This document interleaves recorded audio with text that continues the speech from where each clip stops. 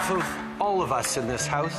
টানা 9 বছর কানাডার প্রধানমন্ত্রিত্ব করার পর এবার সেই পদ থেকে সরে দাঁড়ালেন জাস্টিন ট্রুডো।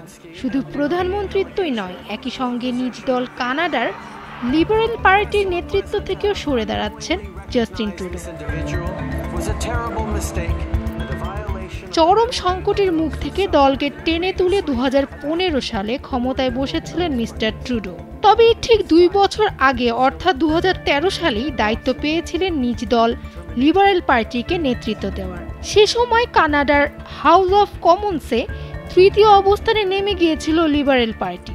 সেখান থেকে দলের দায়িত্ব নেন এবং দলকে ওপরে তোলেন জাস্টিন ট্রুডো। তবে ইতিমধ্যেই প্রধানমন্ত্রিত্ব ও নিজ দল লিবারেল পার্টির দুইটির দায়িত্ব থেকে অবসানের ঘোষণা দিয়েছেন তিনি। বিবিসি বাংলার এক বিশেষ প্রতিবেদনে উঠে আসে এ সংক্রান্ত বেশ কিছু তথ্য। আমি যখন 2015 সালে প্রধানমন্ত্রী হই তখন থেকে কানাডার স্বার্থ রক্ষার কাজ করেছি। মধ্যবিত্ত শ্রেণীকে মজবুত করার জন্য কাজ করেছি আমি।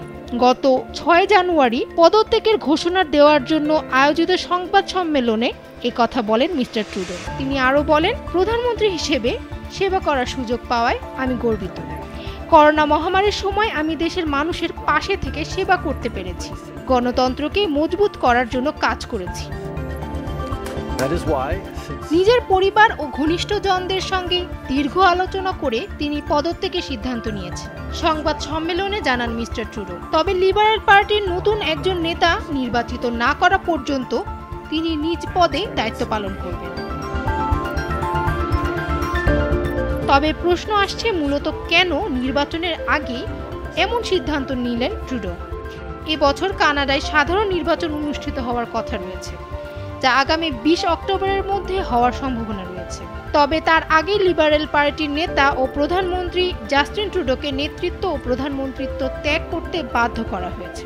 নির্বাচনকে সামনে রেখে ইতিমধ্যে বেশ কিছু জনমত সমীক্ষা পরিচালিত হয়েছে, যার ফলাফলে দেখা গেছে কয়েক বছর আগেও জনপ্রিয়তার শীর্ষে থাকা ট্রুডো বর্তমানে ভোটারদের আস্থা হারাচ্ছেন।